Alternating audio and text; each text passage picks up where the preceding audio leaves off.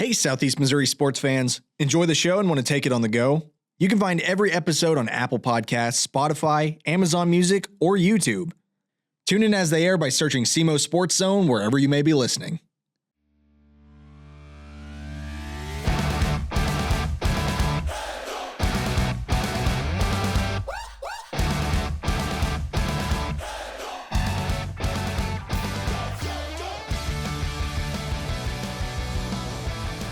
Welcome to the SEMO Sports Zone presented by A-Corp Sports. We are having this episode on Thursday, day of. Typically we record a day before, but we really didn't want to record when all these games were going on. Dave, how are we doing today? Just fine. I wanted to, we wanted to make sure that we got to know what happened on Wednesday before we recorded today. So we're kind of making things work here today and coming out a little bit later, but good deal for us. I like it. Yeah, absolutely. I mean, just a big week for all the Class 1 through 3 teams, I think. For the most part, our predictions have been pretty okay. Our predictions are still alive for our chance. None of us have anybody out yet, but unfortunately, there's some. My prediction of a number one team would go out. That did happen, but for the most part, it's kind of what we thought was going to happen. Yeah, absolutely. Do you want to go ahead and start some of the regular season games that kind of capped off a lot of seasons?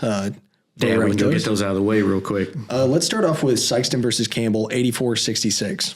Just a game. I don't necessarily understand why Sikeston played this game. Mm-hmm. I mean, or Campbell, honestly. Campbell, that's a tough game to play right before you get ready to have a tough semifinal game, but it was a good game. Really good, two good teams that, two of the top teams in Southeast Missouri going at it. It was, Sikeston showed how good they were.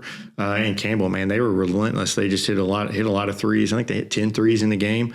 It used a lot of energy though. A lot of energy in that game that, kind of maybe came back to bite them a little bit on Wednesday. But man, it was a good game. A lot of energy from both teams in that game, up and down, and it was a fun game to watch. Yeah, I think the only thing that I really consider just the biggest head scratcher of it, like you said, is just, man, I mean, it's so late in the season. Why do you want to stack up this game right at the end? But, for Sikeston, maybe they're just missing out on, one or two games that they would have liked to play otherwise.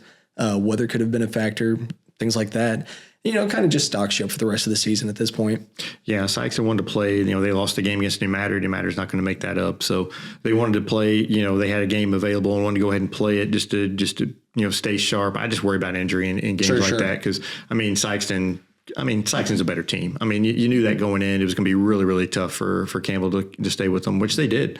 They got a little bit out of hand at one point, but Campbell, kept fighting and kept coming back. But you're just glad that everybody came out of there healthy for Sikeston and for Campbell. Boy, they played hard. They showed how hard they could play and how good of a team they could be. But it was a really nice game. And then let's talk about Risco versus Woodland. This is one that we kind of had a prediction on, but, broke my narrative. I thought Risco was going to be not deep enough to play against Woodland, but, finished that game 77-67. Yeah, I thought they matched up really well with them. I said that in the last podcast. I thought they matched up well, as long as they didn't get in any kind of foul trouble, which they didn't. It was just a well-played game on both ends, and Risco just had just enough to pull that out. And just a good. They're looking really good right now, really good. And that it was just a really nice game from them. And then Woodland, nothing to hang your head about. You got beat by a good team, and coming off 2 days after you just had just that emotional game against Puxico. So nothing really to hang your head about if you're either team. You just a good dial it in game before you head into your district tournament. Yeah, absolutely. I think that's kind of just emblematic of this entire game. Like, it's just two really good teams playing each other, and that's what you always want to see. Yeah, absolutely. And then for Tuesday games, we had Cape Central versus Kennett, 50-41. Yeah, kind of, a low-scoring game. Kind of thought that would be the way it would go. Low-scoring game. Kennett just kind of struggling right now. Just not. They didn't play poorly. They're just not. It seems like they're just not clicking. Mm-hmm. Cape Central is just kind of finding their way still after missing Edwards, but not a bad game for either team. Kind of what I thought would happen, and they just kind of move on. And obviously we kind of know the results of just how Tuesday kind of affected, seeding for Class 4. Class 5 is also out, but, for Kennett, I mean, it's still one of those games where it's like, it's not a bad loss, but it's still just like you said, they're still trying to find that clicking spot. Yeah, it means nothing. This game means nothing. It's a conference game, and that's that's all that matters. But neither one of them are in the conference race, so really means nothing. Your conference seed is pretty much sealed, and so you're going to get that 3 seed in that district. You're going to get Dexter again, probably. I mean, if you beat Perryville, which Perryville is not, and just an easy walkover game like they've been in the past. This is a better Perryville team this year. But if they get past Perryville, you're going to have Dexter get that third time. Can they beat you a third time? We'll see. Right. And, keeping in this track of Class 4 District 1, Mountain Grove versus Donovan, 74-55. Yeah. I don't know much about Mountain Grove. I didn't watch this game. I don't know much about it other than, Donovan is just, it just seems like they're just they're just an okay team. They're not a really good team. I don't know how. I think they take on. I believe they play Fredericktown in the district tournament. So we'll see at Fredericktown. It's just a tough place to have a district tournament. Fredericktown out in the middle of nowhere. So we'll just see. We'll see how that pans out. They've got a couple of good players that if they can get hot, they can they can cause all kinds of problems and maybe get to that game against Notre Dame in the semifinals. Yeah, for Donovan, I mean, for the most part, we got to see the most of them at the Christmas tournament in Bloomfield, and in some places there they look great, but yeah, it's so touch and go. They definitely could, make some kind of a run in this District 4 in this Class 4 tournament, but at the same time, it's that's a big question mark. I'm not really sure. Yeah, I really like what I saw from Notre Dame and what I've been seeing from Notre Dame. They look like they're heads and tails in a class to themselves right now in that district. Well, let's just go ahead and talk about Dexter versus Notre Dame, 43-67. Yeah, that didn't end well for Dexter. Notre Dame jumped on them quick. It was 14-2 at one point. I think it was 17-5 at the end of the first quarter. Dexter kind of battled back a little bit, but, Notre Dame just kind of pulled away. They're pressed. So many turnovers from Dexter.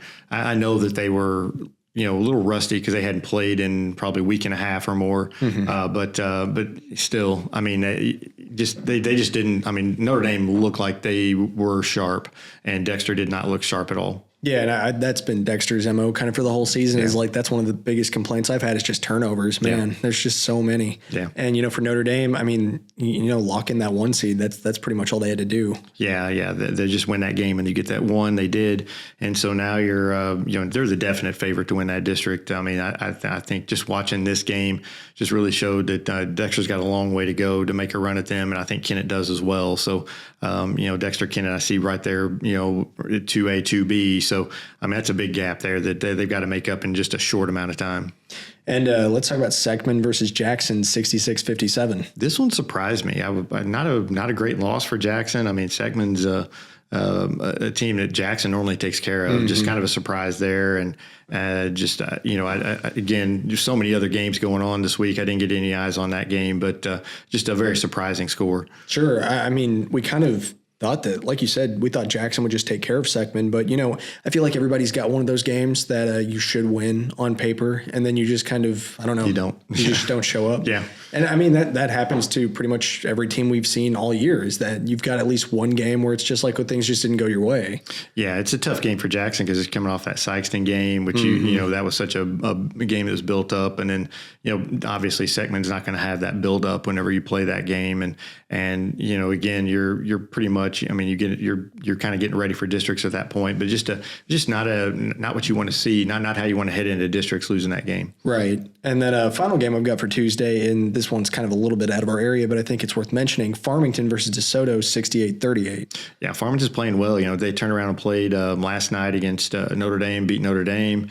We can go ahead and talk about that game too. That one's the other game on my listing. Yeah, Farmington's playing really well right now. Notre Dame was playing well, and Farmington went into Cape, into their gym and looked really good.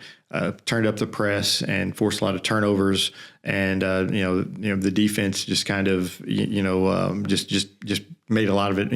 Gave their offense a lot of advantages there, and they took advantage of it. And so they're looking good right now. We'll see how they match up against Sikeston. I mean, they beat them once. We'll see if they can beat them twice. Yeah, I think that's the biggest sticking point, is because Farmington sealed that 1 seed for Class 5 District 1, and I think a lot of people were kind of surprised about that. I mean, just on paper, I mean, that makes sense. Farmington did beat Sikeston, so traditionally they are the 1 seed, but I think a lot of people are still probably just like, well, I don't know. That seems like it could be swapped anytime. Yeah, a lot of people are, well, Sikeston is number 1 in state in class 5, but I mean, those rankings don't mean anything. It's not like college football rankings or anything. They're not going toward that district tournament. It's all, the coaches vote on that, and because Farmington beat Sikeston, it's 6 of one, half a dozen of the other. I think they're both just on a collision course here for that district championship game, which is going to be played on a Monday, which I don't like at all. But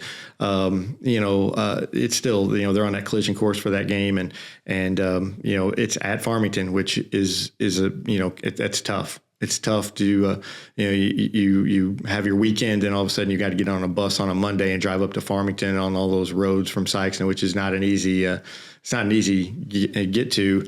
And so, that's a definite advantage for Farmington. They're playing at home.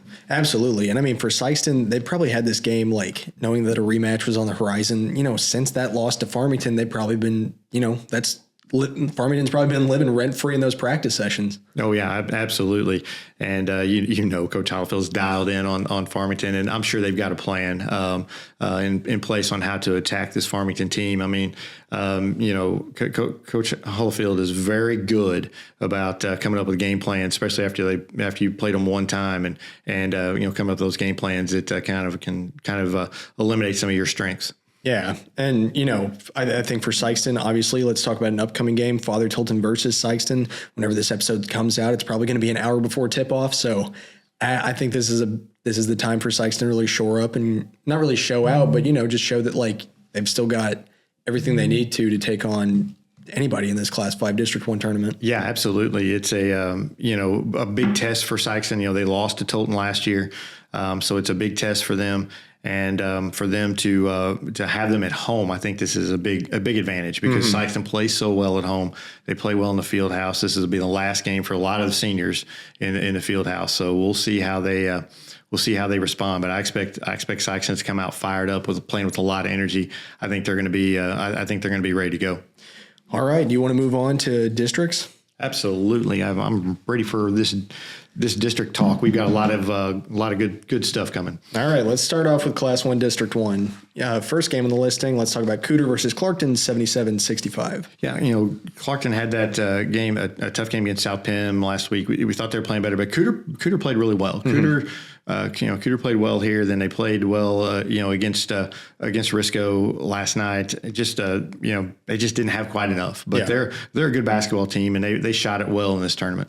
Yeah. Do you feel like in general, do you feel like this is kind of traveling that same kind of direction that Tri-County Conference tournament kind of was going in? Yeah, I mean, from the start, it kind of looked like it was going to be like the Tri-County Part 2, and it's turned out that way. But yeah, I thought Cooter, a nice team this year. They just didn't have what it took to get past Risco. But man, they look good in this game and really took it to a Clarkton team that had improved over the course of the year.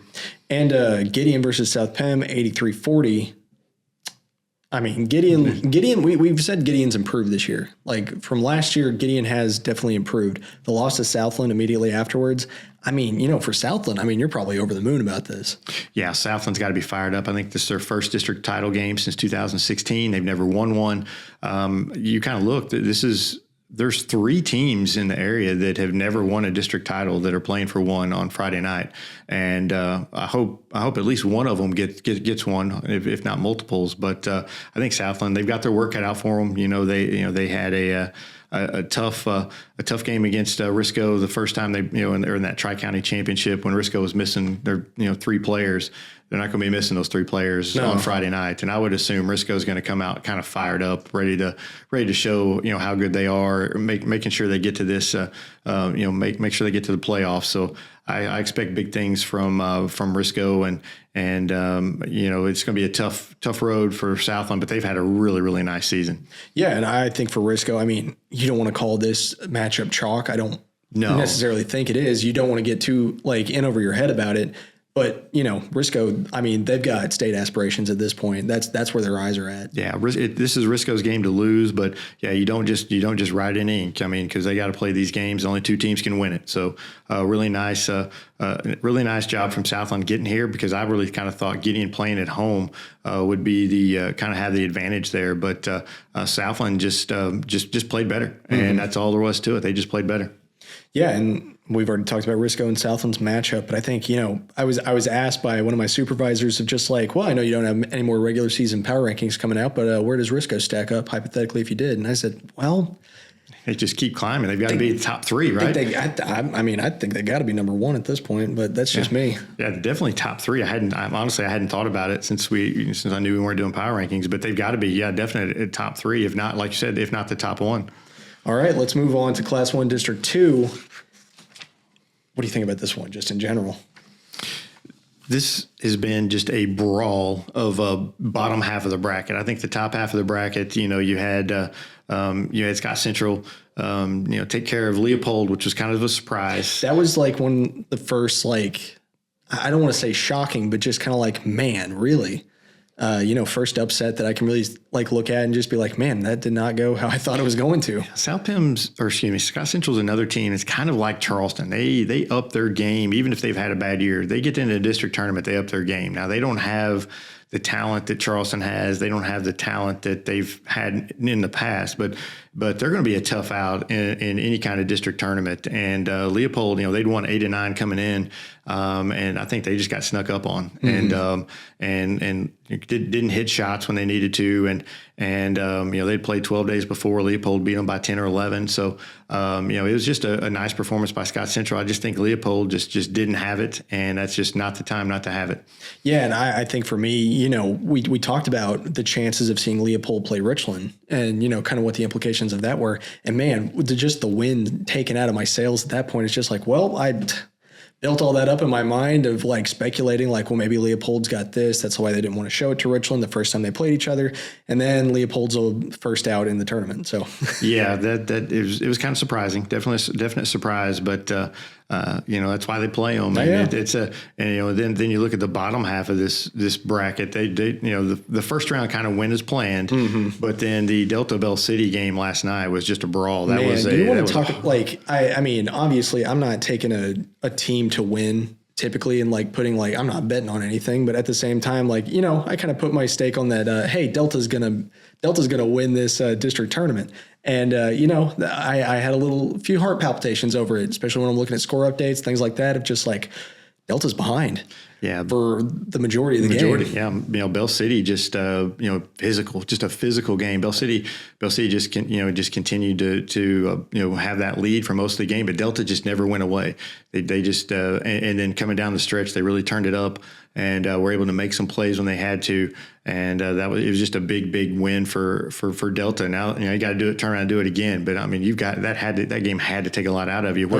On the flip side, Richland had a pretty easy time with Scott Central. Yeah, those are 2 teams that match up really well, at least for Richland. And I thought Richland just took care of business, got in, got out. And we'll be talking about a bunch of other teams that did the same thing. You jump on them early and you just put it on cruise control and just make sure you don't get hurt going into that championship game. And that's kind of what Richland did. I think Richland's in a really nice spot. I mean, you're playing at home. You haven't had a tough game yet. You're not you're not beaten up. I think Delta may have a little bit of some bruises after that game against Bell City. So I think Richland's in a good spot. But Delta beat them just a little 2 weeks ago. So we'll see. Yeah, I think, for Richland at this point too, we talked about all year, just they're hot and cold. And right now, this is when you want to be hot, and they're putting all the games that they need to away.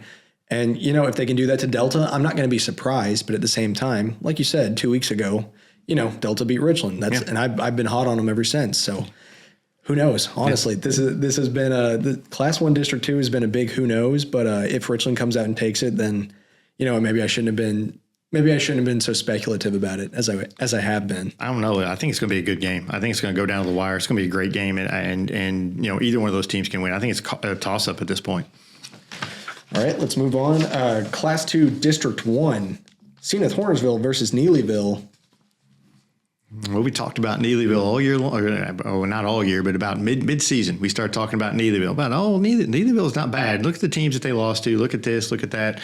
They're not bad. They're not bad. They've got a chance. And then they kind of just, kind of lost their luster there a little bit. Mm-hmm. But I think they were getting it back. They had a really nice game against Zenith. Both teams are just very similar. And Zenith just, 8 of their 11 losses were by 10 points or less. They just never could win those close games against good teams. And that was just the narrative of their season.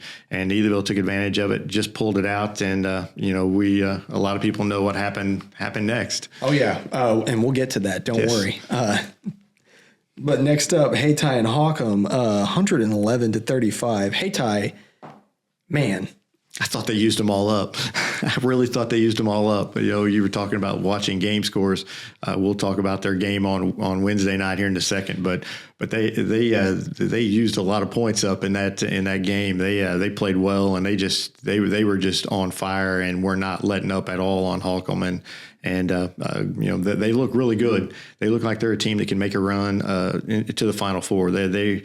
They look really, really good in Class 2, and so we'll see how this pans out for them. But that was just pretty impressive offensive performance. Yeah, absolutely. I mean, anytime you have a game like this where it's just like what you kind of know that you're just kind of putting the boot on like your opponent at that point and moving on, and getting, I don't want to say getting your comeuppance, but having to kind of like reevaluate your situation immediately afterwards when you play South Penn, because that's another game that's just kind of, that was so back and forth of just like, who's going to win this game? Mm-hmm. I have no idea. Yeah, that was a completely different game than they played on Monday, but man, they were just hitting everything on Monday. Absolutely. And then South Penn and Malden, or South Penn versus Malden, 70-54.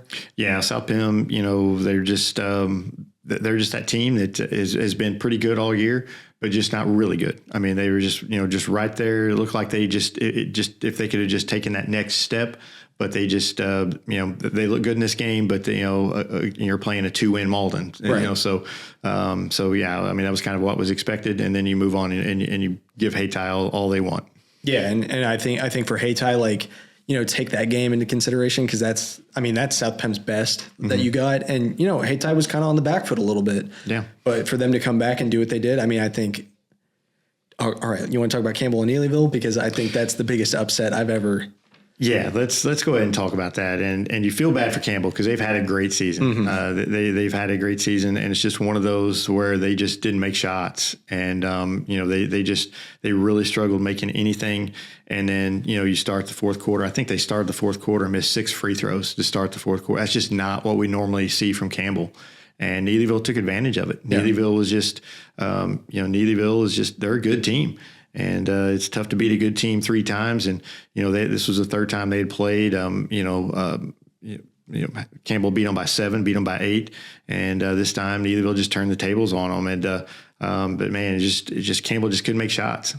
Yeah. And I think, for Campbell, it is really just like that just kind of final, put an X on everything, mm-hmm. because man, you just had such a tough past few weeks too. Yeah, it was just a tough few weeks, and it's like I said, every year there's a top seed that goes down in the semifinals. It just seems like every year it happens, and it's always happens the same way.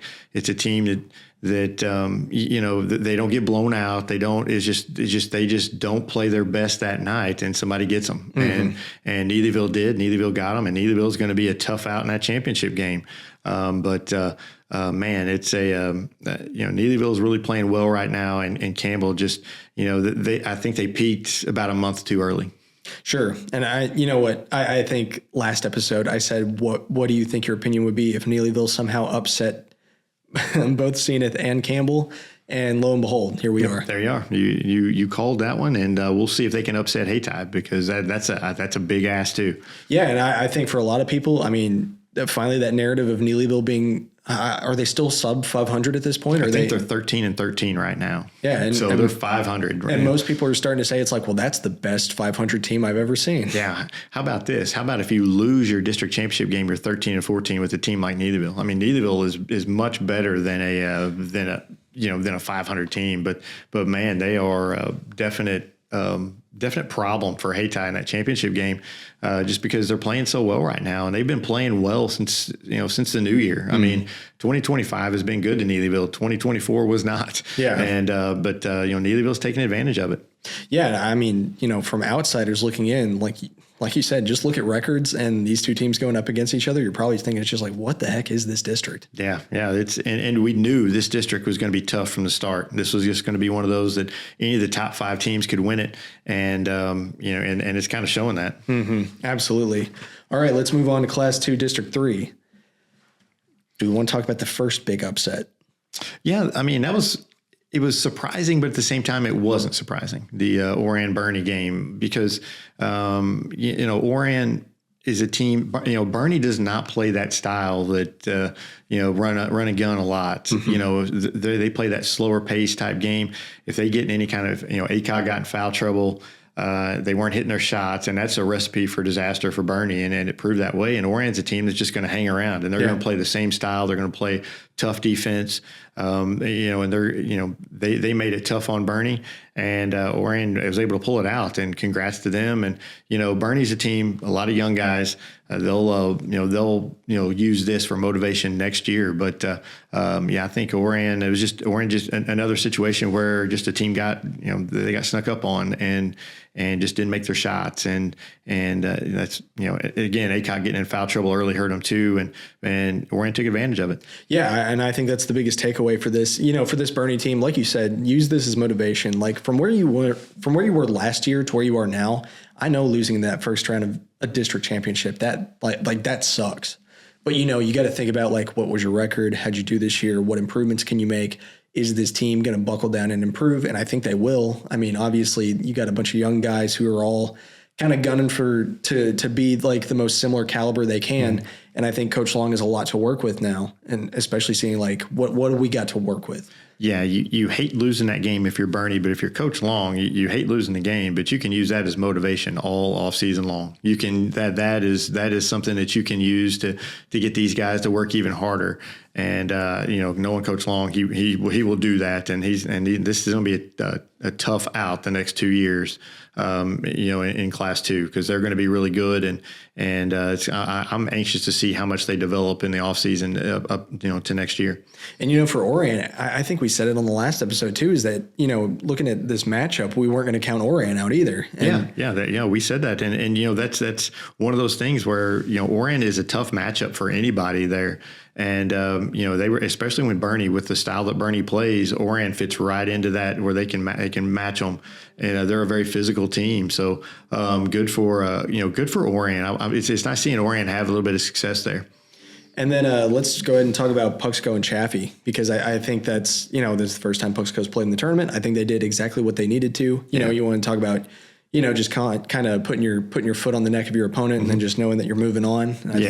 I thought Puxco and Charleston both did exactly what they needed to do in their semifinal games. They got out to big leads early, put it on cruise control, and just rolled through, stayed healthy. We mentioned that earlier, but I thought they did exactly what they needed to do. They both looked good, especially early, just poured it on both their opponents, and just did not, again, like you said, put their foot on their neck and didn't let up.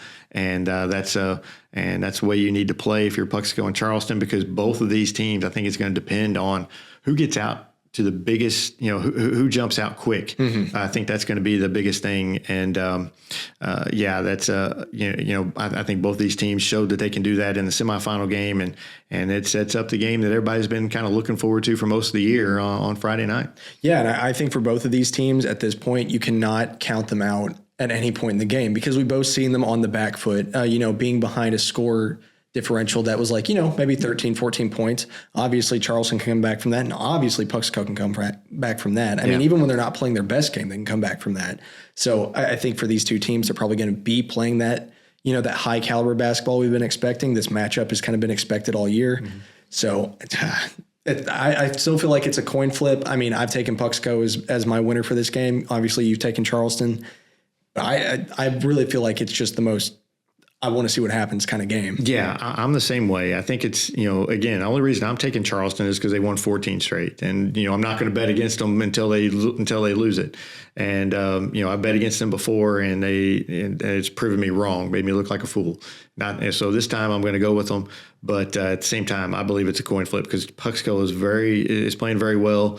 Both teams are motivated going into this game. I expect a high energy game. I expect a lot of emotion in this game, and it's just whoever kind of can rein it in, battle the nerves quickly, and kind of work through them, and I think it's going to be an outstanding basketball game, and that's just we've looked to this game since we saw the district, where the districts came out, and this is kind of the game that I had circled, and I know a lot of other people did as well. So we'll see who comes out of this, but either one of them has a bright future in this Class 2 to make a good run. Oh, absolutely. I mean, I think this is going to be one of the biggest challenge games for either of these teams. Yeah, absolutely. And then of course you win, you might see Hayti in a quarterfinal. Mm-hmm. That would be either one of these teams against Hayti would be just a battle too. So yeah, this is a big game. I think either one of these teams can get to the Final Four, and so we'll see which one of them comes out on Friday night. Absolutely. All right, let's move on. Class 3 District 1. Yeah, that was I was there for that tournament. Twin Rivers, Portersville had Twin Rivers, and then all of a sudden Twin Rivers went on like a 27-4 run to start the fourth quarter, and put that game away really quickly. Portersville just turned it over. They're still turning it over. It was just they played so well in the first three quarters, and then just fell apart in the fourth. Will Parker got hot, and then in the other game, New Madrid, Kelly is. That is a good 7-win team, and I think they'd won like 5 of their last 6 going into the game against Crothersville. That's a pretty good basketball team, and they were just better than New Madrid. New Madrid came out a little rusty from not having played in about 10 days, but Ramon Brooks had a great game for New Madrid. I think he had 21 points and 20 rebounds, but it didn't matter because Skylar Still and Ross Peters, man, those two play so well together, and they just went right at New Madrid and just were able to get to the rim, which surprised me, and looked really good, and so it was a big win for them. Yeah, do you think? And also, talking about Crothersville playing Kelly right after that, do you think that is kind of emblematic? How do you think Kelly plays compared to East Prairie at this point? I think Kelly is fairly similar to the way they play. They just don't have that. They just don't have the third weapon. I feel like East Prairie kind of has that third weapon in Wallace a little bit. And, but Kelly just really doesn't have that, but Kelly looked very similar. They get up and down the floor. They're trying to make it a full court game. They're taking advantage of turnovers, taking advantage of rebounds, getting down the floor, trying to beat you down the floor.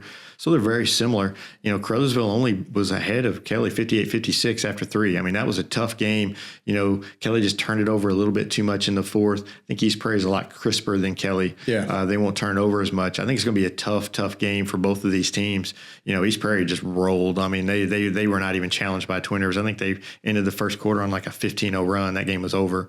And they kind of cruised and put on cruise control and was able to roll to the end. So they had a little bit easier game than Crothersville. So we'll see how that comes out. And also East Prairie is a lot more familiar with that Kelly gym than Crothersville. Sure. Crothersville has played there. This will be just their second game. But East Prairie not only plays there in the regular season, they played they played there a lot over the years and Scott missed tournaments and stuff. So they're very familiar with that. I think they're going to be more at home. I picked Crothersville to win this, but I'm not super confident in that. I think it's kind of a toss-up. I think East Prairie is going to give them all they want. Yeah, and I think for me, like you said, watching a team that's very comparable to East Prairie play Crothersville as close as they did, I mean, if that third weapon activates, I feel like that could really go either way. I don't know how confident I am in my pick of East Prairie, but I'm a little more confident than I was. Yeah, they looked really good on Wednesday night, and I'm telling you that Jermonte Alexander, Sammy Bryant, they're tough for Crothersville. They're going to be, it's going to be tough to stop them. I expect a up-tempo, back-and-forth game. Get ready for a sore neck afterwards because it's just going to go, it's going to be like watching a tennis match going back and forth from side to side because I think they're going to get up and down the floor. And, we'll see who comes out at the end. But I think for East Prairie, the most important thing is to not fall behind early. Sure. if you're East Prairie, you've never won a district title. You want to stay in this game to the end. You don't want to get behind. I felt like, when they played Dexter in the Christmas tournament, they kind of got behind a little bit. They just never could. I think it's important for East Prairie to jump out quick and get an early lead. And I think that's really going to help them. Yeah. And I think, you want to talk about emotional. I mean, hey, East Prairie, I mean, they've kind of, you can't even really call them an underdog at this point, but at the same time, they kind of are in this game. Yeah, absolutely. Because I mean, when you've never won one, I mean, it's a whole different feel. Now, granted, they're not, they've not been around for all 100 years or more of their basketball program. So they're not carrying that on their back. I mean, this is just for the seniors, it's just the third, fourth time they've ever played in a district tournament. But the fact is that, Caruthersville is they haven't won one in a while either. So, so both of these teams are kind of, I feel like in the same boat. So I think it's just whoever gets off to the best start, because both teams are going to have jitters to start this game. Mm-hmm. And I think it's just whoever gets off to the best start in this game. I'm looking for them to win. I think at the end of this game, somebody will have a red banner to hang. Yeah, there you go. There you go. And then, all right, let's talk about our last district coming up, Class 3, District 2. That game, that's just been the most uneventful tournament. Unfortunately, yes, but it sets up maybe one of the most anticipated championship games. Absolutely. It's kind of what we thought was going to happen. We looked at this tournament and we both said, well, clearly I think Woodland and Scott City are the best two teams, and they have proven that in this tournament. They rolled in their semifinal games; they weren't close. So it sets up that much anticipated game on Friday. My question is Woodland, have they been playing these tough games? Is that going to matter at the end? Is that going to sharpen them up just enough to win this game, or is Scott City going to be ready? So we'll find out. But this is another coin flip game for me. I think I can't remember which side I ended up going on. Oh, you went Woodland. I went Woodland. Okay, good. Let's go Woodland. I went couldn't even remember. And this is one of those that's just like it's so 1-to-1. Right. Like it's just a coin flip. If you talk about like seedings, I mean, I think there were some people that are just like, well, I don't get this seating. But at the same time, it feels like it's not a 1-2. It feels like it's 1A, 1B. It's just these two teams match up so evenly. Yeah, and it's going to be unfortunate that one team's season's over. Yeah. I mean, and it's that's going to be the same way for Puxico Charleston, same way for Crowsville Kelly. I mean, it's unfortunate that one of these teams, Crowsville East Prairie. It's unfortunate that one of those teams are going home after those games, because they've all had really nice seasons. And, we've been talking about them all year long. And at some point that, I guess, it's the slipper comes off and you go home and, get the baseball bats out and start for baseball season while the rest of them are trying for that state title. Sure. What do you think is going to be like the biggest factor for Woodland? Man, for Woodland, I think it's, again, getting off to a good start. Because, the first time they played, they got off to that big lead, and then Scott City came storming back.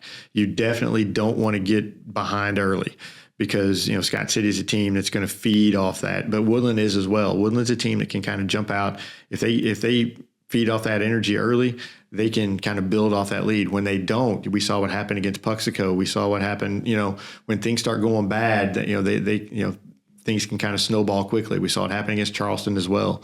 So I think for Woodland, you want to jump out and have a great start to this game, and kind of feed off that. And you don't want to get behind early, because if you get behind early, then you start having those doubts in your head, and the visions of Puxico start coming back. The visions of what happened at the end of the Charleston game. So I think you just want to jump out early. And Scott City, I mean, they've proven they can fall behind early. They can, they can come back. They can come, and because they almost got Woodland the first time when they fell behind early. So they should have some. I feel like Scott City has a lot of confidence coming into this game, and I feel like both of these teams do. Yeah, and I think for Woodland, I mean, maybe this is something we haven't talked about enough. I think for Woodland, turnovers. I think that's going to be, some like Woodland looks good. When they look good, they look great. But I still feel like turnovers are just like one of their biggest detriments right now. Yeah, absolutely. And you can, for a lot of these teams, turnovers, you've got to limit those turnovers. I think the same thing for the Puxico Charleston. You've got to, both those teams have to limit their turnovers, because if you don't, that leads to fast break opportunities on the other way. And for sure in this game, Woodland, I think it's even more so for Scott City, because Woodland, when they can get out and run, they look really good. Scott City is more of they can run, but they're also comfortable playing a half court game. So I think Woodland forcing some turnovers is even just as big as them not turning it over. Absolutely. All right, Dave. We've got our matchups made. Yeah, it's going to be a fun Friday night, and whatever game somebody's at, they're going to see a good one. I think because there's a lot of good games on the schedule, and I think it's going to be a lot of fun. Absolutely. All right. Any final thoughts?